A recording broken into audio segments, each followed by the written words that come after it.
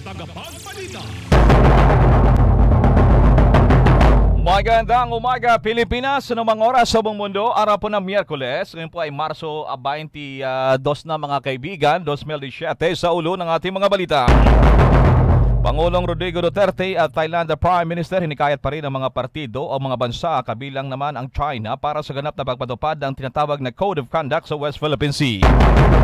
Umaabot naman sa 15 mga pulis sa lalawigan ng Cagayan kinasuhan sa ombudsman nilang pa rin sa issue ng extrajudicial killings.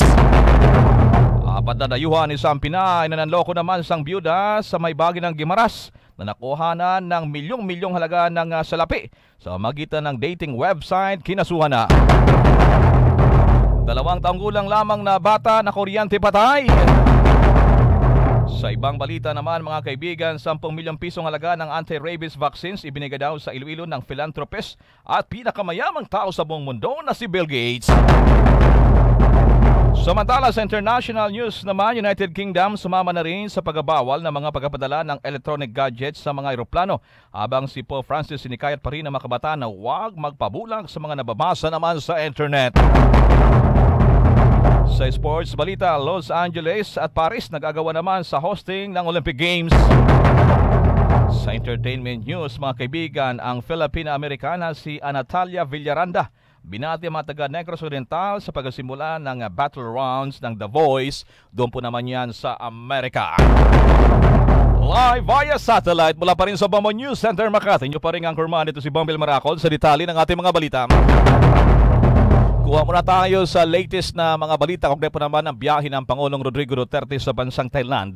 At nakipagpulong na rin siya sa Thailand Prime Minister. At mayroong mahalagang mga issue naman na kanila na pag-usapan. Lalo na itong controversial dyan sa West Philippine Sea. May detalye pa si Bang Raymond Tinasa. Binigyan din ni Pangulong Rodrigo Duterte at Prime Minister Prayut Chan-o-cha ng Thailand ang kahalagahan ng pagpapatili ng kapayapaan at kalagayan sa rehiyon kabilang na sa South China Sea o West Philippine Sea. Inilahad ng dalawang leader sa kanilang joint statement matapos ang bilateral meeting sa Government House sa Bangkok, Thailand ang naturang pahayag.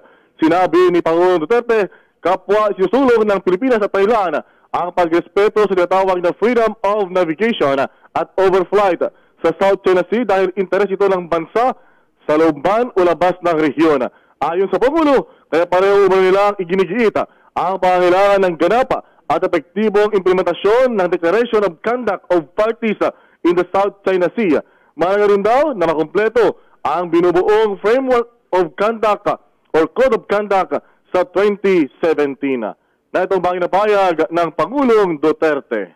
We both also stress the need to maintain peace and stability in the region, including the South China Sea. We recognize too that respect for freedom of navigation and overflight in the South China Sea in the interest of all within and outside the region.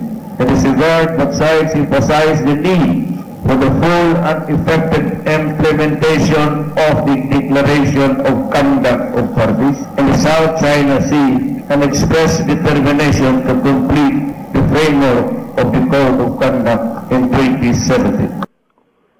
Samantala, maghapon naman magpapahinga ang Pangulong Duterte sa Bangkok, Thailand, Bumbuelma dahil ngayong araw ang kanyang schedule lamang ay magsimula alas 5:10 ng hapon.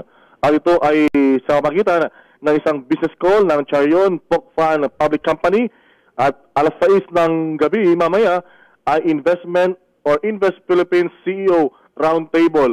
At alas 7 ng gabi, ito yung kanyang huling event, yung meeting sa Filipino Committee sa Royal Thai Navy Headquarters sa Bangkok, Thailand. Alas 9:10 ang kanyang departure mula Bangkok papunta or pauwi sa Ninoy Aquino International Airport, Bombo, Elmar. So, i-expect na 1:30 bukas na madaling araw darating ang Pangulo dito sa Metro Manila, Bombo, Elmar. Okay, Bongbong Raymond, balikan ko lamang yung issue dyan sa West Philippines. Matagal na natin narinig yung tinatawag na Code of Conduct. Ang Pilipinas ngayon host itong ASEAN Summit, mga middle of this year yata o before the end of this year. Ito ba'y mapapagtibay na dito sa Pilipinas, Bongbong Raymond? Dahil sa yung usapin dyan sa West Philippine Sea, kasama yung China, may mga supporters din siya dito sa miyembro ng Association of Southeast Asian Nations sa House Data Bombo Raymond. That's right. Actually, yung ASEAN community, yung ASEAN, ay halos karamihan ay talagang merong pagkiling doon sa China. Particularmente, yung pinaka-prominente dito, yung Myanmar, Cambodia, at maging yung Malaysia ay medyo may pagkiling din sa China dahil nga sa buhos na investment ng China sa kanilang mga bansa. Anyway, tayo naman ang chairman ngayong taon at ongoing naman yung negosasyon kasama na yung China para mabuo yung framework of the Code of Conduct. So ngayong taon, ang target nila na pagtibay at kasama sa ideklara ngayong ASEAN Summit 2017 dito sa Pilipinas, Bombo, Elmar. Dito kasi ay nakadetalye na yung mga hakbang, mga dapat na pagkilos at yung mga parameters kung paano at hanggang saan lamang sila maaaring gumalaw sa West Philippine Sea at kung paano nila igigit yung kanya-kanyang interest ng mga claimants kasama ng China sa mga disputed waters o mga teritoryo, Bombo, Elmar. Alright, maraming salamat, Bombo Raymond. So para sa Bombo Network News, Bombo Raymond Tinasa nag-uulat para sa pambansang radyo ng Pilipinas, basta radyo, Bombo. Samantala, hinamo naman nakakulong na si Senator Laila De Lima, Department of Justice at National Bureau of Investigation NBI kung bakit hindi pa rin nasampa ng kaso ang self-confessed na drug dealer na si Kerwin Espinosa at Peter Lim na sangkot umano sa illegal na droga. Sinalabas itong sulat kamay na kalatas. Nagtataka raw siya kung bakit hindi magawang sampahan ng Department of Justice at NBI ang nagkaso, ang nabanggit ng mga pangalan. Una rito, inamin ng Senado ng anak ni Albuera Mayor Rolando Espinosa na pinatay ng ilang mga pulis na nagtutulak daw ito ng illegal na droga sa ilang bahagi ng Kabisayaan. Dagdag pa rito na kung bakit daw siya ay siya lamang hindi nakasuhan at kumatok ito sa konsensya daw o sana ay kumatok daw siya sa konsensya ng Department of Justice ginarin sa NBI.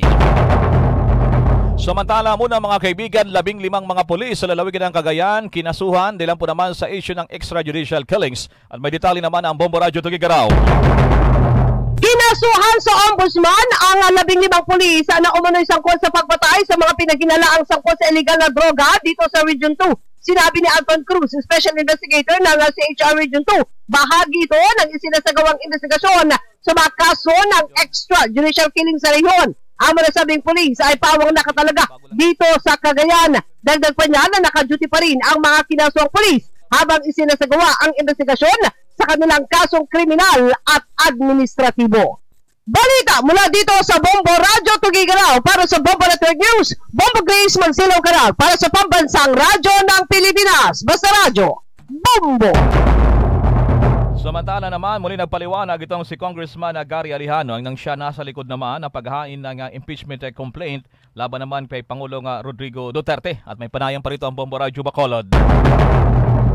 Naniniwala si Magdalo Party List Representative Gary Alejano na may epekto ang nangyaring botohan sa death penalty bill sa impeachment complaint na isinampa laban kay Pangulong Rodrigo Duterte. Sa kanyang pagbisita sa Bacolod kahapon, sinabi ni Alejano na may lamat na sa ngayon sa mga mambabatas dahil sa pressure na dinala ng voting sa House Bill 4727 sa third and final reading. Ang dynamics na ito anya ay may malaking epekto sa proseso ng impeachment, kaya nga natatakot ang supermajority sa kanyang unang sinabi na hindi dapat kumampante kahit na numbers game ang laro sa Kamara. Ayon kay Alejano, mahaba pa ang panahon bago ang pagbabalik ng sesyon ng Kamara at baka babaliktad pa niya ang pahayag ng Malacanang na suntok sa buwan ng impeachment complaint. Muli namang nilinaw ng kongresista na walang kinalaman si Vice President Leni Robredo sa nabanggit na reklamo. Members of Congress went through the process of pressures when they were pressured to vote for the death penalty bill. May lamat ho yan, may tama yun, and definitely it will figure in the consideration of the impeachment complaint. Ang bahagi ng pahayag ni Magdalo Party List Representative Gary Alejano. Yan ang ulat mula rito sa Bombo Radio Bacolod para sa Bombo Network News. Ito si Bombo Prime Pihida para sa pambansang radyo ng Pilipinas. Basta radyo, Bombo! Yung chairman ng VSCC at ay inulan ng sari-saring reaksyon doon po naman sa kanyang mga kababayan sa Kabikulan, dahil naman sa pambatikos niya kay Vice President Leni Robredo at paglalayon pa na ipa-idisbar ito madalang sa pagiging abogada. May detalye naman ang Bombo Radyo Naga. Umani ng sari-saring reaksyon mula sa mga Bicolano ang mga pambabatikos ni VACC Founding Chairman Dante Jimenez kay Vice President Leni Robredo kaugnay ng ginawa nitong pagpapaabot sa United Nations ng mga kontrobersyal na kaganapan sa Pilipinas sa pamamagitan ng video message. Nagugat ito matapos ang panayam ng Bombo Radyo Naga kay Jimenez kung saan prangka nitong sinabi na tila hindi na naiintindihan ni Vice President Robredo ang papel nito bilang pangalawang Pangulo at bilang isang abogado. Ayon kay Jimenez, posibleng mali ang mga suwestyon ni Robredo kay Pangulong Rodrigo Duterte kung kaya nasasabi ng kampo nito na hindi pinakikinggan ng Duterte administration ang kanyang mga opinyon. Anya ipauubayan na ng VACC sa House of Representatives ang impeachment case laban kay Robredo habang pag-aaralan naman nila ang disbarment case na isasampa sa Vice Presidente sakaling tumanggi itong mag-public apology dahil sa pangyayari. We should be stating the truth. Tama lang na figures, tama lang na statement, pero yung kasinungalingan, mali naman yun. Masama na nga nasasama mo pa kasi ka naman Pilipino ka.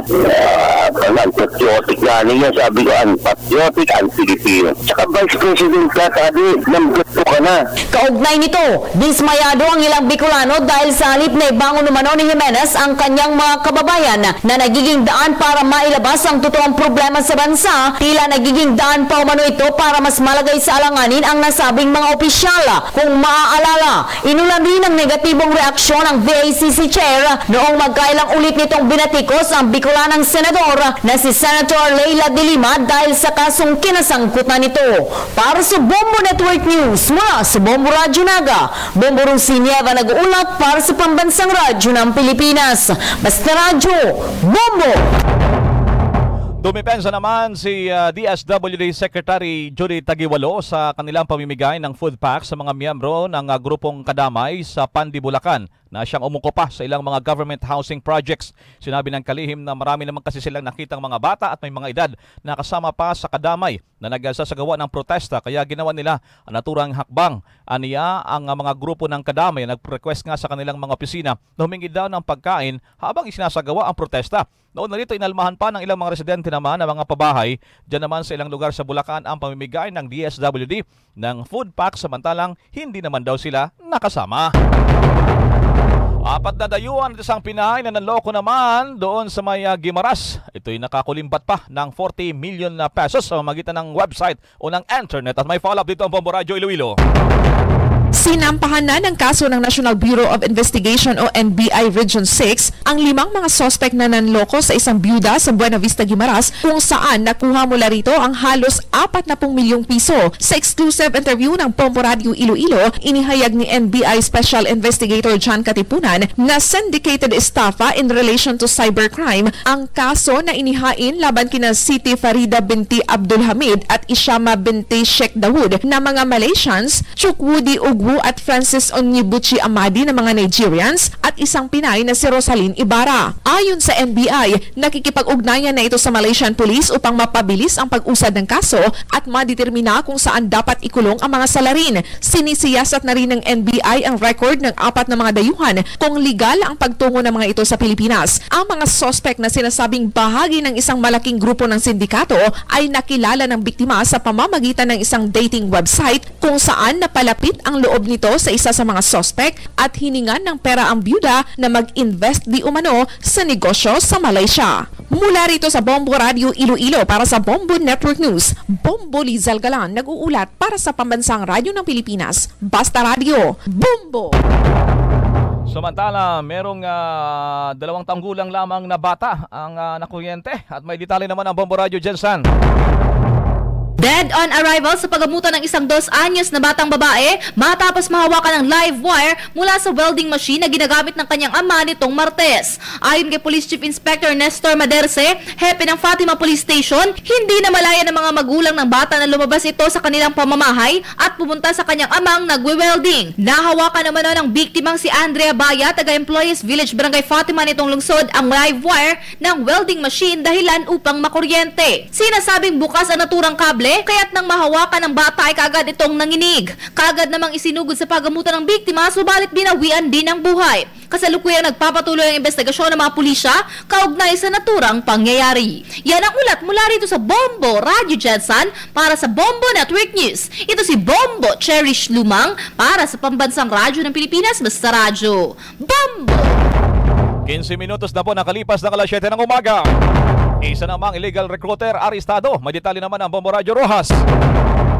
Patong-patong na kaso ang kakaharapin ng 56 anyos na illegal recruiter kasunod ang entrapment operation na isinagawa ng Criminal Investigation and Detection Group Region 6 sa Barangay Banica, Rojas City. Nasa kustodiya na ng pulisyang sospek na si Kennedy Batavara ng Barangay Pinay, Mambusaw, Capiz at nakatakdang sampahan ng kasong illegal recruitment at large-scale estafa ng mga complainant na naging biktima ng kanyang pangakong napako. Humingi ng tulong sa CIDG si Sydney Amane para madakip si Batavara na hindi tumupad sa pangako na tutulungan ito sa kanyang local apprenticeship on-board training hanggang international apprenticeship sa Nautical Training Incorporated and G&L Ship Management. Nagkasundo ang dalawa na ibibigay ni Amane ang kalahati ng perang hinihingi ng sospek sa isang bahay sa Barangay Banica. Nagulat na lamang si Batavara nang biglang maglabasan ng mga pulis sa paligid kasabay ng pagtanggap niya ng pera mula kay Amane. Mula rito sa Bombo Radio Rojas para sa Bombo Network News, Bombo Joshua Kenneth Anas, nagulat para sa Pambansang Radyo ng Pilipinas, Basta Radyo, Bombo!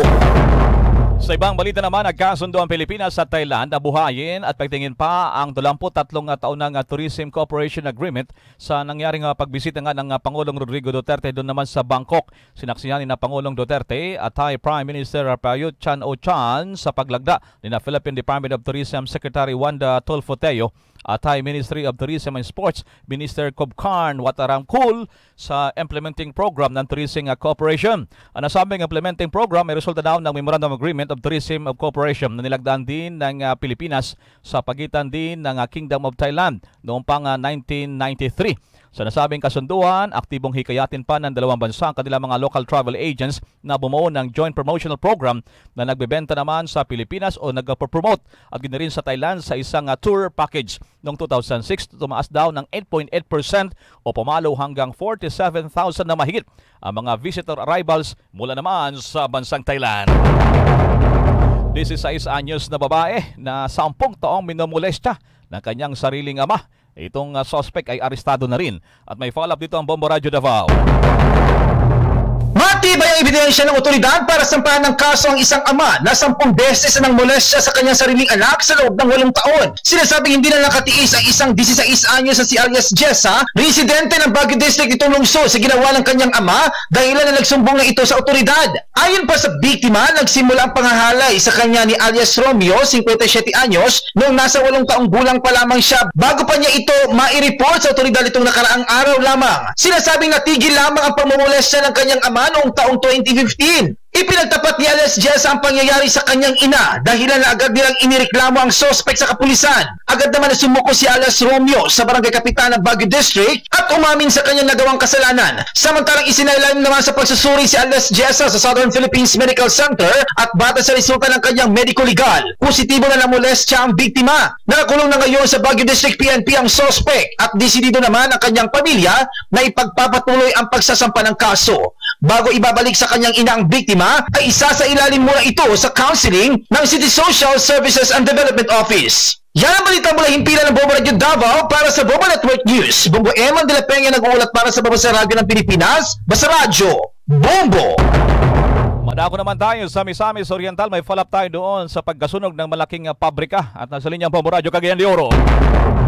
Nasunog ang isang pabrika matapos tinupok ng apoy sa barangay Taytay, sudad ng El Salvador, Misamis Oriental. Ito ay matapos nagkaroon umano ng electrical shortage ang linya ng kuryente sa Sanwa de Oro Craft and Toys Incorporated sa nasabing lugar. Inihayag ni El Salvador City Vice Mayor Ed Ayonting na nagsilbi rin na General Manager ng pabrika na tinatayang nasa 15 milyong piso na halaga ng finished products kasama ang kagamitan ang natupok ng apoy. Bagamat wala namang kahit isa ng mga kasusyo nitong Japanese nationals ang nasaktan nang sumiklab ang apoy sa kanilang tanggapan. Inaalam pa ng mga personal ng Bureau of Fire Protection ang karagdagang impormasyon upang maidugtong ang posibleng dahilan ng sunog. Magugulit ang 2 kaso ng sunog ang naitala sa Misamis Oriental, kung saan isa na rito ang pagkatupok ng apoy ng residential house sa bayan naman ng Hasaan kahapon ng umaga. Bombo Junil Ukat para sa Pambansang Radyo ng Pilipinas, Basta Radio. Bombo!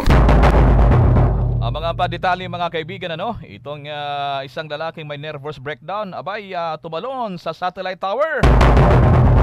Yung pinakamayamang tao sa buong mundo, nagbigay pala ng 10 milyong pisong halaga ng anti-rabies vaccine. Samantala muna, lalaking may nervous breakdown, tumalon daw sa isang satellite tower at nasa linya Bombo Radyo Kalibo. Patay isang lalaking umano'y may nervous breakdown matapos tumalon sa mahigit sa 30 talampakan na taas ng satellite tower sa Rizal Street, Barangay Poblacion, Lasso, Aklangan.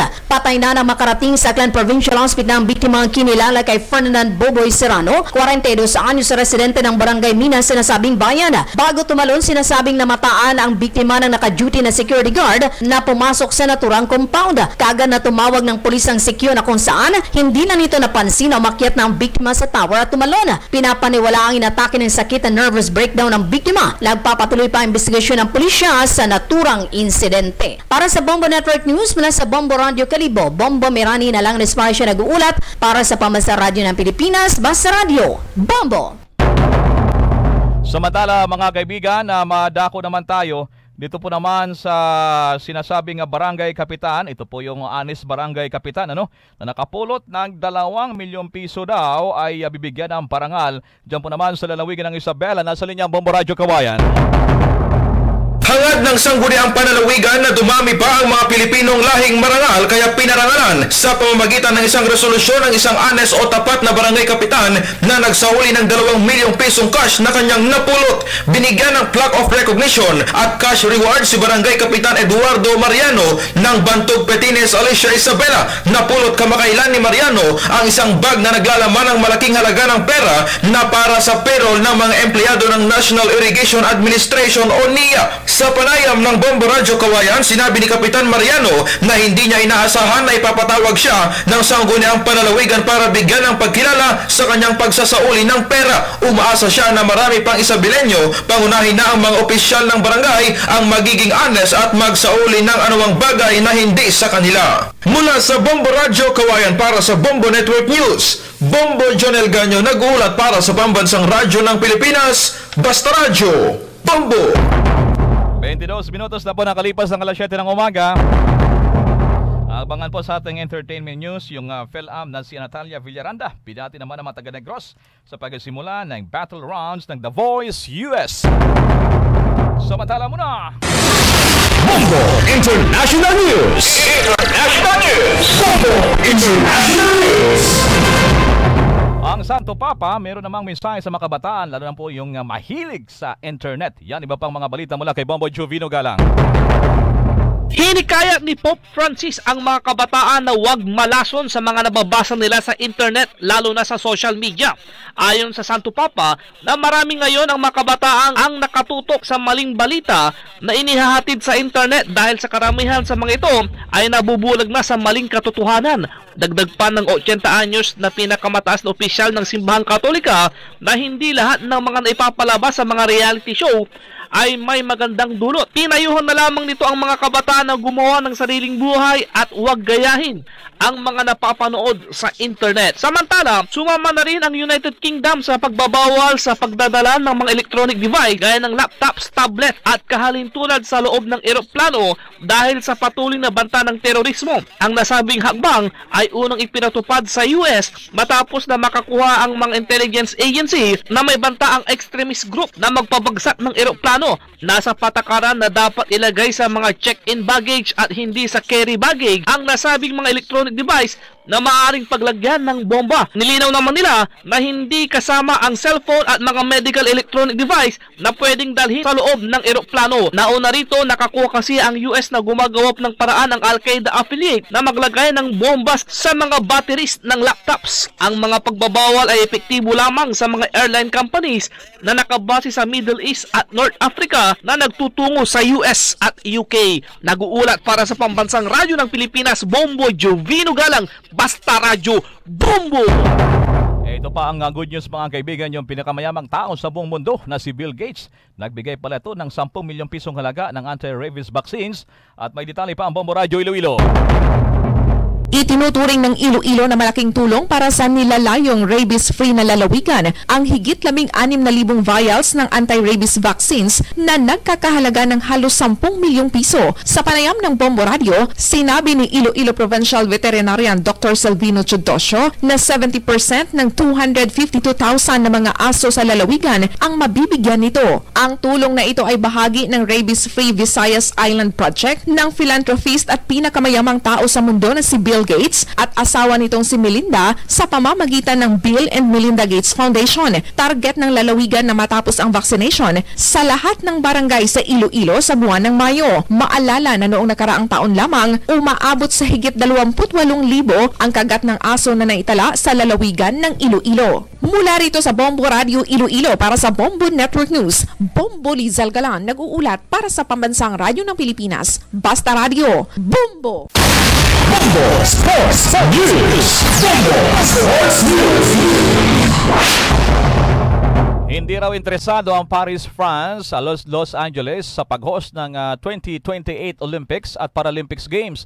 Ito ay kasunod ng anunsyo ng International Olympic Committee na kailang isasabay ang pag-award naman ng Olympics 2024 at 2028 Games sa darating na buwan ng Setyembre sa Lima, Peru, kung saan naman paboritong manalo ang Paris. Ay naman sa representative ng dalawang bansa, sa taong 2024 lamang sila interesado at hindi yung mas malayo pa na taong 2028 na kunin ang hosting naman ng Olympic Games. Dagdag pa ng Los Angeles na nakatayo na ang lahat ng mga permanent venues at meron silang 88% public support. Ayon naman sa Paris, France, na nakaprograma na ang kanilang hosting sa 2014, 95% naman daw na ready na ang kanilang mga venue.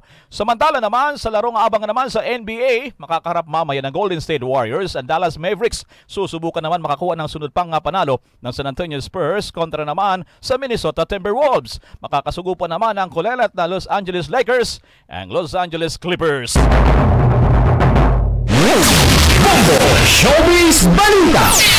Bombo Showbiz Balita! Showbiz Balita!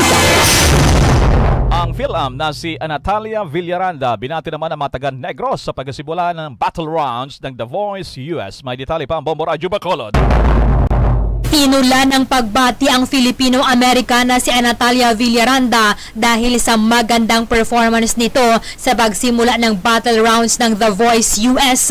Kahapon nag-face off sina Villaranda at Missy Robertson kung saan inawit ng mga ito ang tightrope ni Janelle Monáe. Sa huli, pinili ng judge na si Alicia Keys na manatili sa kanyang team si Villaranda kahit anya incredible ang performance ng dalawa. Nagulat naman si Gwen Stefani sa pagkanta ni Villaranda at tinawag itong firecracker.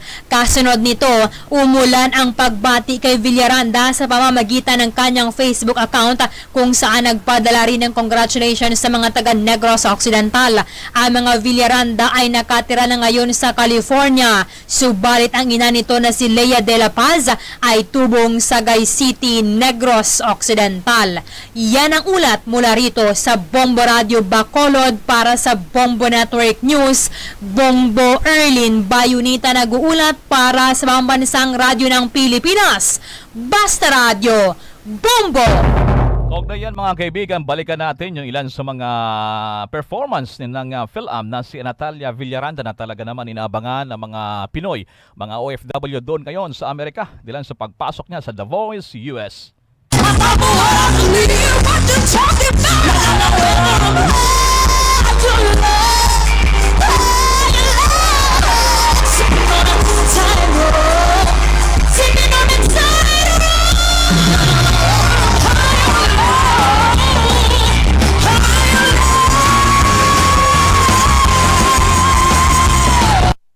Yan, si Natalia Villaranda, Philampuyan, at matindi pala ito sa biritan. Good luck dyan kay Natalia sa prestiyoso naman niyang pag-usad sa Battle Rounds ng The Voice US. Bombo Business News and Foreign Exchange Rate Update. Mga kaibigan, doon naman sa Amerika, itong sumadsad daw itong US at European shares dahil pa rin sa patuloy na pag-abang at pangamba ng merkado sa pagpapatupad naman ng mga polisiya ni US President Donald Trump. Patuloy na ang posibleng pagkataas ng tinatawag na interest rates at pro-growth US policies. Ang nasabing concerns ay nagresulta ng pagbagsak ng dolyar sa 4-month low laban naman sa Japanese yen. Ang US naman Standard & Poor, yung financial sector, ay bumagsak daw ng hanggang 3.1% at nakapagtala pa ng pinakamalaking pagsadsad ngayong trading sa loob lamang ng halos 9 na buwan o sa nakalipas na 9 na buwan. Maliban sa mga financial policies ni US President Trump, nababahala rin daw ang mga investors sa pagpupumilit pa rin ng Trump administration na magkaroon ng healthcare legislation overhaul na maaaring daw makaantala naman o makapekto sa kanyang mga ipinangako na tinatawag na corporate tax cuts. Itong US Nasdaq Composite ay bumagsak din ngayong umaga ng 1.9%. Ang halaga naman ng piso, mga kaibigan, ay unti-unti naman nagiging stable. Ay sana hindi patuluyang maapektuhan sa mga kaganapan dyan sa Amerika. Ang isang dolyar ayon sa Bangko Sentral ng Pilipinas ay katumbas naman sa bansa ng 50 pesos and 14 centavos, habang yung isang Singaporean dollar ay katumbas sa Pilipinas ng 35 pesos and 90 centavos. Ang isang Hong Kong dollar naman ay kapalit yan sa bansa 6 pesos and 45 centavos. Yung Saudi Riyal, ang kapalit yan sa Pilipinas 13 pesos and 37 centavos. Ang Bombo Business News at Foreign Exchange Rate Update ay hatid sa inyo ng Queen City Development Bank. Doon pala sa nag-aabang naman sa Lotto Draw kagabi ng PCSO, lalo na sa Lotto 642, ang winning number combinations ay numero 3, 21, 12, 7, 38 at 15. Ang jackpot prize ay 6 million pesos, wala pong nanalo. Sa Super Lotto naman 649, ang winning number combinations 36, 16, 3, 8, 41 at 33. Ang jackpot prize ay 16 million pesos, wala pa rin nanalo. Sa Ultra Lotto naman 658, ang winning number combinations ay 24, 53, 10, 38, 4 at 49. Ang jackpot prize ay umabot na ng mahigit 260 million pesos. Hanggang ngayon, mga kaibigan, wala pa rin nanalo. Sa 2 digits lumabas kagabi ang numero na 12 at 21. At sa 3 digits naman lumabas ang 4, 2 at 9. Luzon, Visayas at Mindanao maging sa buong mundo. Yan ang kabuuan ng ating Bombo Network News Morning Edition. Balikan ko lamang ating mga headlines. Ang Pangulong Duterte at Thailand Prime Minister hinikayat pa rin ang mga partido mga bansa kabilang ng China para naman sa ganap na pagpapatupad ng Code of Conduct sa West Philippine Sea. 15 mga pulis sa lalawigan ng Cagayan kinasuhan sa ombudsman dahil naman sa issue ng extrajudicial killings. 4 na dayuhan, isang Pinay na nanloko daw sa isang byuda na nawalan pa ng halos 40 million pesos sa magitan ng dating website o sa internet ay kinasuhan na. 2 taong gulang lamang na batang babae na kuryente patay. Lalaking may nervous breakdown tumalon sa satellite tower patay. Samantala, 10 milyong pisong halaga naman ng mga anti-rabies vaccines ibinigay sa Iloilo ng philanthropist at pinakamayaman tao sa buong mundo na itong si Bill Gates. Si Pope Francis naman hinikayat pa rin ng mga kabataan na huwag magpabulang sa mga nababasa naman sa internet. Samantala naman sa showbiz sa balita o sa entertainment news, ang Filipino-Americana si Natalia Villaranda binati naman ang mga taga-negro sa pagsimula ng Battle Rounds ng The Voice US. At live via satellite mula pa rin sa Bombo News Center Makati, nyo pa rin ang kurman ito si Bombel Maracol para sa pambansang radyo ng Pilipinas, Basta Radyo Bombo! At sumain nyo ang kalipunan ng maiinit at pangunahing mga balita sa Bombo Network News. Hatid sa inyo ng pambansang radyo ng Pilipinas, Bombo Radio Philippines.